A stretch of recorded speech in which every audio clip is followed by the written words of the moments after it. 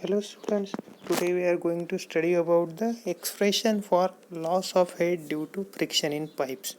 We know that during the flow through the pipes, due to friction between the fluid which is flowing through this pipe and the surface of the pipe offer friction. Hence there is a loss of head during this flow. Today we are deriving the expression for this loss of head through this pipe. For this, we will consider a uniform horizontal pipe having a steady flow. The pipe is shown in this diagram. In this diagram, you can see it is a uniform constant diameter pipe. Means the diameter is constant.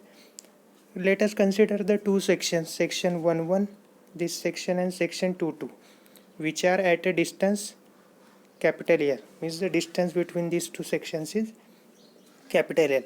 Suppose the pressure at the section 1 is P1. Pressure intensity at the section 1 is P1 and pressure intensity at the section 2 is P2.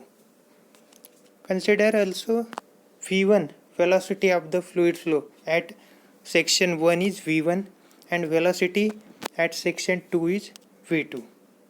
Now beside that, let small d be the diameter of the pipe. HF is the head loss due to friction. So whatever will be the head loss during this section 1 and 2, it is represented by HF. Now this new term F dash. This F dash is the frictional resistance per unit weighted area per unit velocity.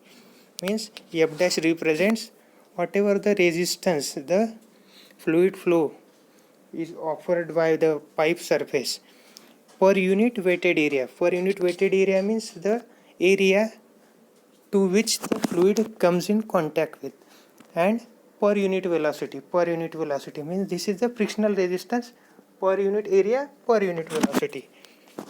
Now if we apply the Bernoulli's equation between these two sections, section 1 and 2, we know that for a loss of head we can add this HF into the right hand side. For section 1 it becomes as P1 upon rho g, which is the pressure head, plus V1 square upon 2g, which is the kinetic head, and Z1 is the datum head, is equal to P2 upon rho g plus V2 square upon 2g plus Z2 plus whatever the head losses between this section 1 to 2, these are counted as HF.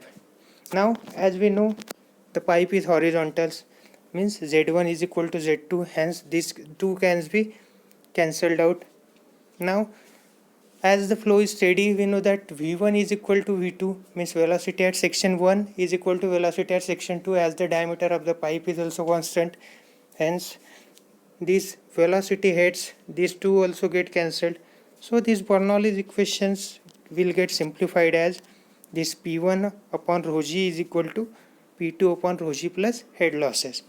Hence in the form of head losses, this can be written as HF is equal to P1 upon rho g minus P2 upon rho g.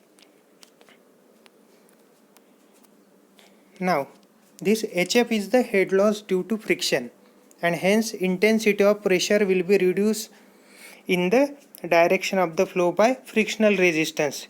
So whatever will be the frictional resistance into this opposite direction of this head loss can be written as this frictional resistance is equal to frictional resistance per unit weighted area per unit velocity, which we are represented above as F dash, multiplied by the weighted area, the area to which it comes in contact, this fluid weighted area, multiplied by velocity square. As we know that V1 is equal to V2, hence both will be considered as V. V is the mean velocity. Obviously it is the mean velocity of the pipe flow, and weighted area for the circular pipe will be its perimeter multiplied by the total length between these two sections, means pi d multiplied by L. So this equation becomes as this frictional resistance force is considered as F1. This F1 is equal to F dash multiplied by pi dl multiplied by V square. So it can be simplified as F dash, pi d is obviously perimeter, it is P multiplied by L multiplied by V square. Now the forces acting on the fluid between the section 1 and 2. Now we will consider about the forces which are acting on the fluid between this section 1 and 2. On section 1 there will be a force of P1 multiplied by area of that magnitude acting on the section 1, and we know that the force acting on particular area of is equal to pressure intensity multiplied by area. Hence for section 1 it is P1 multiplied by area is constant for all this pipe as the diameter is constant of the pipe. Hence P11 is acting on the section 1. Now P2A is acting on section 2. P2A is acting on this section 2 which is in opposite direction of the P1, and again this F1 is also acting in the opposite direction. Hence the sign of this F1 will also become negative. Hence the summation of these three forces will be equal to 0. Hence the equation will become as P1A, which is in one direction, and the opposite direction forces will be P2A and F1. Now if we write this equation like this, P1 minus P2 multiplied by area gets common, hence P1 minus P2 multiplied by area on the left side. If we put this F1 on the right side, we know that value of F1 we have derived here. Put this value here, F dash P multiplied by L into V square. Hence the equation will become like P1 minus P2 is equal to F dash P L V square divided by area. But now we know that P1 minus P2 upon rho g is equal to HF. The last time we have found out this P1 minus P2 upon rho g is equal to HF. This is stated as here. Hence if we compare these two equations, we will get like rho g HF is equal to F dash P L V square divided by area. Now if we solve this equation for HF, means we have to take an HF on the left hand side, all other terms on the right hand side, then we will get equation like this. F dash upon rho g, we make it a one term, P by A, we make it one term, multiplied by L multiplied by V square. Now in this equation 3, this P by A is, this P by A, this P is the perimeter, weighted perimeter means the perimeter which come in contact with the fluid, weighted perimeter divided by area. So for a circular pipe, perimeter is pi d, area is pi by 4 d square. So if we simplify this, we will get the value as 4 by d. Means for a circular pipe, the value of P by is 4 upon diameter of the pipe. If we replace this into this equation, 4 upon d, now this equation gets simplified as like this, F dash upon rho g multiplied by 4L V square upon small d.